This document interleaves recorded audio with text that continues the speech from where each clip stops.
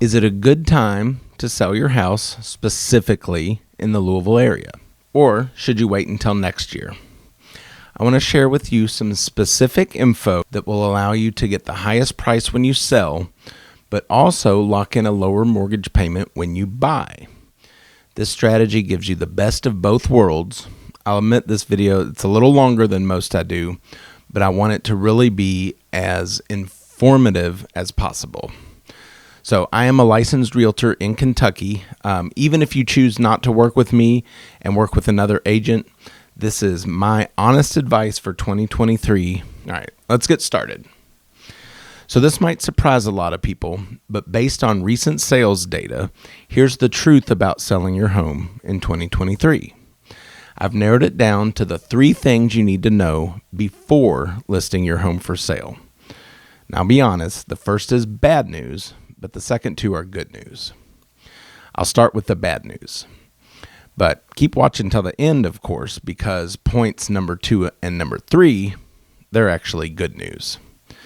Number 1, the bad news is that interest rates are still really stinking high. There's 3 dates that you should keep in mind if you're thinking of selling your house this year: September 19 and 20, October 31st and November 1st, December 12th and 13th. These are the official dates that the Federal Reserve is meeting to discuss either raising or lowering interest rates. I don't have a crystal ball, but it's safe to say rates will probably remain high for at least the next 6 months. This is actually an opportunity. Here's why. Normally, people think about low interest rates as being great for buyers, not sellers, because it makes the monthly mortgage payments cheaper. But it also affects sellers because when buyers have access to cheaper money, they're willing to pay a higher price for a home. So this, in a nutshell, is what happened in 2021. Now, obviously, this is a great thing for sellers too. The problem with the higher rates right now is that when rates were so low during 2021, many people refied their loans at record low mortgage rates.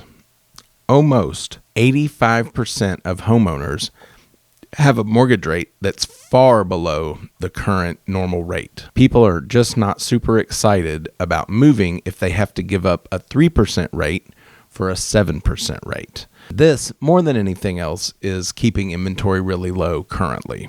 For buyers wanting to buy in Louisville right now, there's just not many homes to look at. This is true everywhere in the country, not just here in Louisville. The National Association of Realtors reported that there were just 1.08 million homes for sale last month. If you go back and look at the same period in 2019, you've got 1.92 million. In other words, there used to be almost twice as many homes for sale as there are right now. It makes it feel like there's just not many homes on the market, and it's because there aren't. And it is primarily because of the interest rates. So if you want to sell, you'll still get a great price for your home right now. Home prices are still high in Louisville, and they'll stay that way for the next 5 to 10 years. Now I'll explain why in a minute. Then we get to point number 2, and it's actually really some good news. So the second thing you need to know, which is good news, is that home prices are expected to remain stable and possibly even increase over the next several years. There's no crash coming. This is good news because it means that you don't have to stress out about waiting and trying to time the market. One of the biggest mistakes I see buyers making here is that they want to wait until home prices come down or wait until interest rates come down. Waiting is not the strategy. The old saying is, don't wait to buy real estate and wait. It's especially true because of a simple word, and that is demographics. So the largest generation in America, millennials, they're reaching peak home buying age right around now. This ensures that there'll be a strong, consistent demand of homes for at least the next 5 to 10 years. In other words, prices are not coming down. Even when mortgage rates come down, as they're expected to in 2024, home prices will not come down in any major way. If anything, home prices will probably increase in 2024. This is why you shouldn't wait, because you'll probably pay a higher price.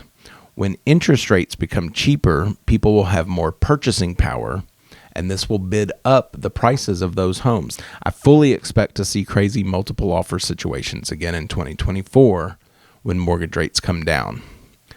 Unfortunately, it will probably feel like 2021 all over again. It takes me to my third point. The third thing you need to know is a specific prediction for 2024. Interest rates will come down, but competition will go up for homes. This means it could be harder to buy a house next year than it is even this year, even though rates could be lower. This is because of an increase of eligible buyers because of lower rates. We're already seeing this priced into the adjustable rate mortgage market. Usually you get a better deal in the short term on adjustable rate mortgages, but that's not really true right now. That's because even the mortgage company investors know that rates are likely to be lower next year. This is why the specific strategy I'm recommending is to buy or sell your home this year, lock in today's home price, and then simply wait until next year, 2024, to refinance the mortgage at a lower rate. This gives you the best of both worlds. You can lock in today's home prices before they continue to increase next year, and when interest rates drop, you refi to a lower rate. If you've got any questions, you can comment below, of course, but my cell phone number, for those of you who may want to reach out and learn more, 502-415-3649.